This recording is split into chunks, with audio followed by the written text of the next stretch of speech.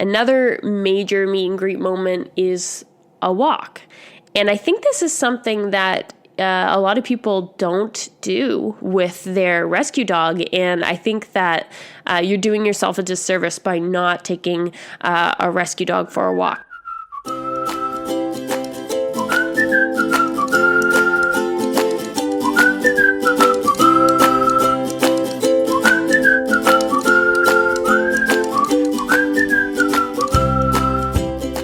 Welcome to episode 17 of the Pawdoption Guide podcast. I'm your host, Bethany Muir, and this is your one-stop shop for the knowledge and advice you need to adopt and integrate the rescue dog of your dreams. My rescue Dalmatian, Rory, turned 7 today. And truthfully, she turned 7 sometime in February, and that's all the information we got about her birthday, so I just chose Valentine's Day. I thought that would be a good way to remember the date when I am really terrible at remembering dates. And it has worked out really well. Of course, when milestones like these come up, I often take a little walk down memory lane, and I did reminisce a bit about the past 6 years since her adoption and how it has just flown by.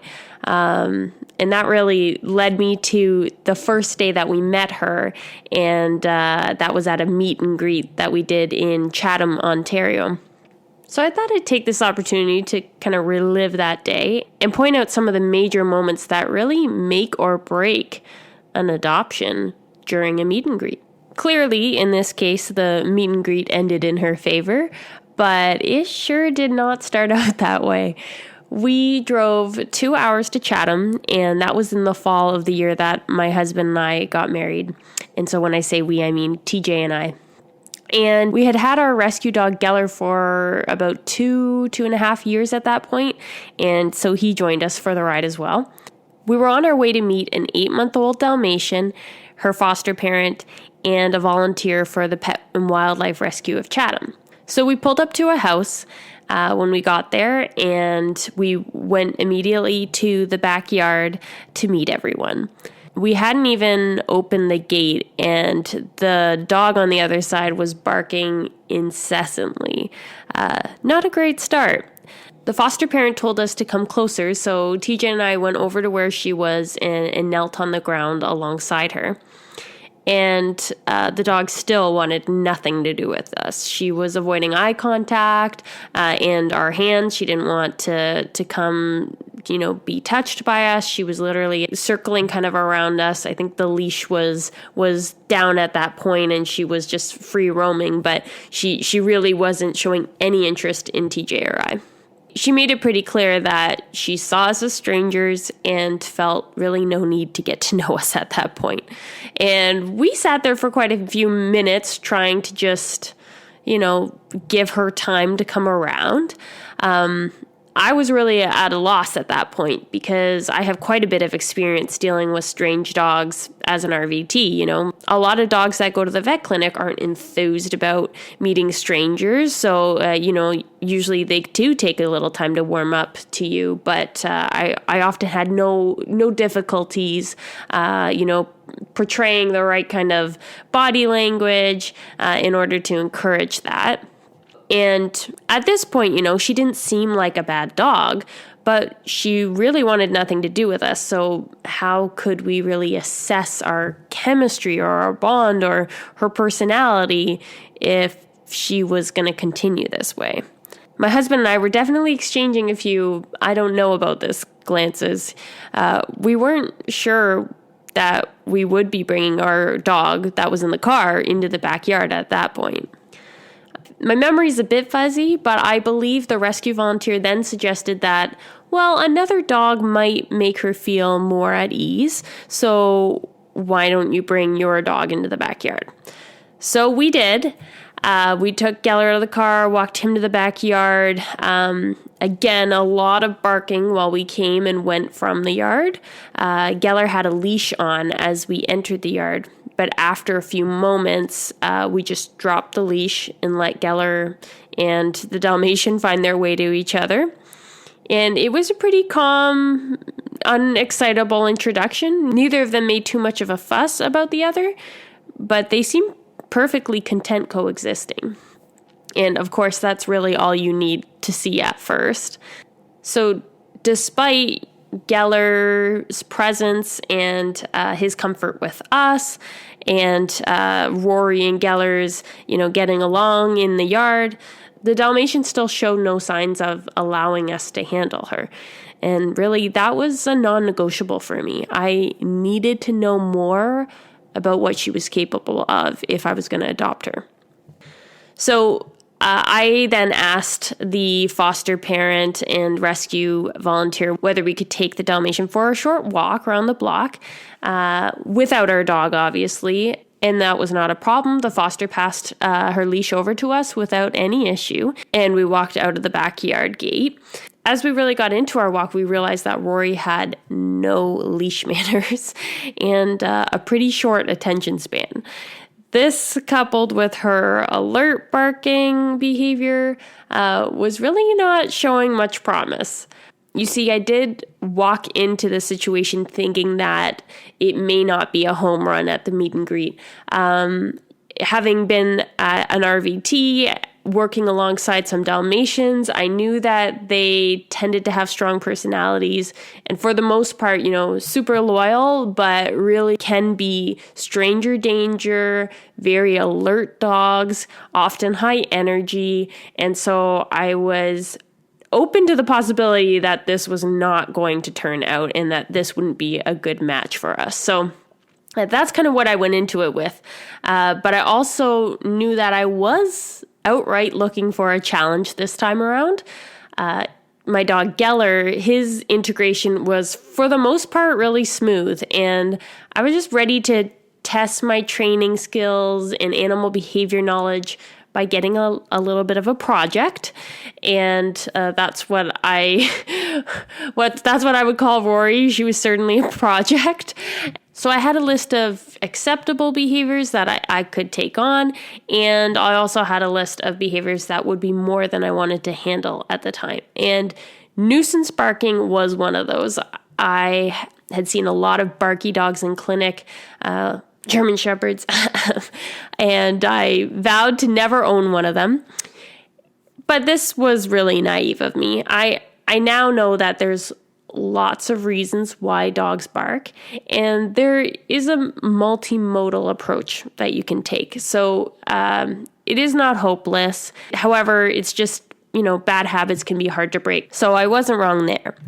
At this point in the walk, we assumed we wouldn't really be adopting Rory. My husband TJ and I had a moment to chat back and forth about what we had seen so far, and she appeared to need work on most fronts. And from what we had experienced, that was likely more than we wanted to handle. But as a last-ditch effort, during our walk, I chose to just sit down on someone's lawn and invited Rory over to me.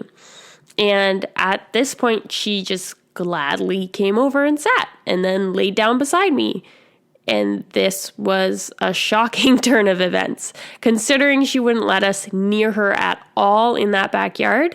When she laid down, I was able to do like a physical exam from her head to her toes and to her tail, and assessed her health a bit just to make sure there was no real big abnormalities or concerns. But also, and more importantly, to assess her reaction to my handling. And to our surprise, she let us touch her everywhere without hesitation. I really didn't expect this. I could lift her lips up and check her teeth. I could touch her toes, her toenails, rub her belly, you name it. And this moment changed the entire outcome of our meet and greet. Had I not done this, I probably wouldn't have seen her affectionate side or her tender personality or that ability for her to trust us. And seeing how she went from just complete distrust in the backyard to that content surrender with us on our walk, I just knew she had this overwhelming potential. And I couldn't deny that. So I might have been sold at that point, but I had to do a little convincing to assure my husband that we could handle the very apparent training and behavior issues that this Dalmatian had already displayed. His worry, though, was no match for my confidence, and we brought her home with us that day. Surely the car ride home wasn't uneventful. We had separated them in the vehicle so they wouldn't have to be in too close quarters together. Well, Geller was closest to us, and Rory was in the very back of the SUV. And at one point, she hopped over the back seat and joined Geller, and we thought, well, that's not fair to Geller. We don't need them to be this close this soon. Let's get her back. And so then TJ went to go carry her and put her back into the back area, like the cargo area.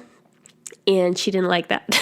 She didn't want to be picked up by him. She was quite freaked out, was just like splaying everywhere, like hopping around. And we know now that she definitely has more concerns about being handled by a male than a female, but we didn't quite know that right at during the meet and greet. And so that made that a bit of a frustrating moment, especially because my husband is like, well, I want to be able to do all that you're doing with the dog, right? I want to be an equal partner in this and have her trust me as well. So I think that immediately really concerned him. And in my head, I was having a little bit of buyer's remorse, worrying that this could be more than we're capable of managing. But, in the end, it was the right choice. And we certainly did get that project I was asking for, but it really has been worth every moment. So what are some major meet and greet moments that could really make or break the adoption? 1, that first impression. So when I talked about how we hadn't even opened the gate and the dog was already barking incessantly at us, that's huge. Like, first impressions really do impact you. But, it would have been easy for us to say, okay, that's not something we're interested in, and just pretty much shut it down at that point. But you got to give the dog the benefit of the doubt and give them some time. Barking is such a common behavior that you really cannot let that be the deciding factor. So then the next one would be meeting your current dog. So if you have a current dog, to meet with them, or you have a current cat to meet them, usually you won't have your cat meet the dog on a meet and greet, but that comes, after the adoption. But when they're meeting your current dog, you quickly get a sense for what the dynamic would be like, and if they're, compatible, or if they're really going to butt heads, or are made uncomfortable by the presence of the other dog. That's just crucial. And so when that was in Rory's favor, that definitely was one of her best qualities that we saw at that meet and greet. Another major meet and greet moment is a walk. And I think this is something that a lot of people don't do with their rescue dog. And I think that you're doing yourself a disservice by not taking a rescue dog for a walk. So if you go to a shelter to get a dog, or if you doing this meet and greet at a foster parent's home, you should be able to ask to take the dog for a walk, and that should not be a problem. This is where you're going to see a lot more of their natural behavior, see their leash skills. That can always be a big thing to overcome. Sometimes you might see some dog reactivity if you come across another dog in the neighborhood. And so it's really crucial to take them on the walk. And for us specifically, I think that was the only reason we got to see Rory's personality shine and see her less inhibited. And part of that was because she had already really bonded to her foster parent. So when we came in, we were strangers, and we were, stranger danger at that point. She was trying to be protective or alert the foster parent to our presence. So I think she was a bit on guard. And when we all of a sudden had the control of the leash and took her away from that person, then she had the freedom to suss us out a little bit and take the guarding of her foster parent out of the equation. So that was really helpful, and would recommend that everyone includes a walk in their meet and greet. It really could be transformative, and it's also very telling. So even if the dog has bad leash manners, leash skills are a very manageable behavior with good consistency. However, if you're seeing the other things like the dog aggression on top of that, or like Rory showed us, a complete lack of attention to who was walking them, that gives you at least more knowledge as to what this dog's going to be like to train. And in our case, we knew it was going to take a lot of effort to break her distraction during walks, and that proved to be true. And the last thing that can make or break an adoption at a meet and greet is handling. Having a handling demonstration done by the foster parent or dog rescue volunteer is just paramount.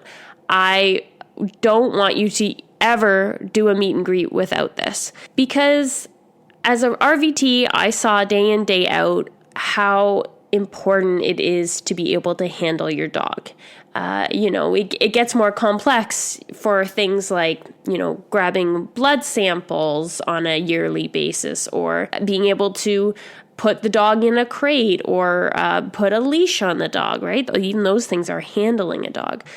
Something as simple as being able to wipe your dog's paws when they come in from outside, or check your dog's ears because they're scratching at it, or being able to clean them, bathe them, groom them. All those things are just daily tasks that if you don't have the ability to handle your dog because they're snarling at you, or, giving you signs that they're not okay with that sort of touch, well, that is going to be a daily struggle. And that's where a lot of people will see their rescue dog bond just break down, because the daily frustrations that they're dealing with. And of course, handling is something that can be trained, often when you get puppies, you train them from such an early age that it's really a non-issue for the most part. Well, with adult dogs, right, if we're working to retrain them regarding their experiences around handling, that can be a really big task.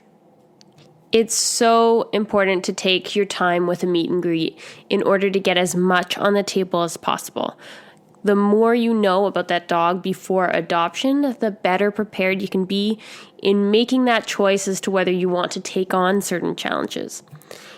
And having the chance to adjust your expectations at this time can reduce a lot of frustration after you get your dog home, and get you off to a better start, because you're not then learning all their quirks and all the things that you want to work on.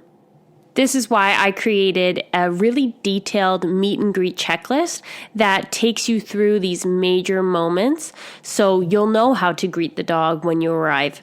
You'll know how to assess their trainability, how to observe basic health indicators, and the specifics on what to request from the dog's foster parent or rescue volunteer while they're demonstrating handling with them. This checklist is exclusively available to members of the Pawdoption Guide membership experience, and that's launching in just 2 weeks' time, I believe. Let's see here. Yeah, less than 2 weeks. So you can get your hands on that if you're inside the membership, and that's just one of the many amazing resources. The membership's really aimed at empowering dog adopters to excel at each step of the dog adoption process, so that they can really get the rescue dog of their dreams and, avoid that overwhelm or despair that can often come with the dog adoption process. You can find that link to the membership waitlist in the show notes, or at www.pawdoptionguide.com/membership waitlist. Just as it was with Rory, having bad behaviors crop up during a meet and greet doesn't have to bring the process to a screeching halt. Instead, it gives you a better idea as to what your focus will be following adoption and whether you're equipped to be the dog owner that facilitates that. Rory was anything but straightforward in the integration process. I tried so many approaches before finding what worked for her barking behavior, her leash skills, her stranger danger. However, as we dealt with these obstacles, it really made a huge difference that we had knowingly seen and observed these behaviors and chose to move ahead with improving them. I'll leave you with this quote from Benjamin Franklin, who once said, "By failing to prepare, you are preparing to fail." My goal in all of this, in the podcast, in the membership, the way I work with clients to help them find their rescue dog, is to make sure you're always equipped to deal with this process. And that preparation really is key to helping you feel successful in the end and ensuring that you have taken on the right amount of challenge for your individual situation and that you're so bonded with this dog because of how well they suit you that you feel all of that work is worthwhile. And that's definitely how I feel with my 7-year-old rescue dalmatian, who is quirky and still challenges me to this day, but I wouldn't have it any other way. She has made me a better dog owner for it, and I wouldn't be here talking to you without her. So how could I regret any of the past 6 years with this dog? She has been a huge blessing in my life. So I hope that you, if you're looking for your rescue dog right now, that you one day get to say that about your rescue dog, how it has changed your life for the better and not knowing what you would do without them. If you enjoyed today's episode of the Pawdoption Guide podcast, take a screenshot and post it in your Instagram or Facebook stories and tag Pawdoption Guide. Don't forget to tune into new episodes that are released on Thursdays and reach out. I love to hear your feedback on the podcast. And if there's any topics you want me to discuss, you just send me a message on Instagram or Facebook. Thanks for listening and for sharing.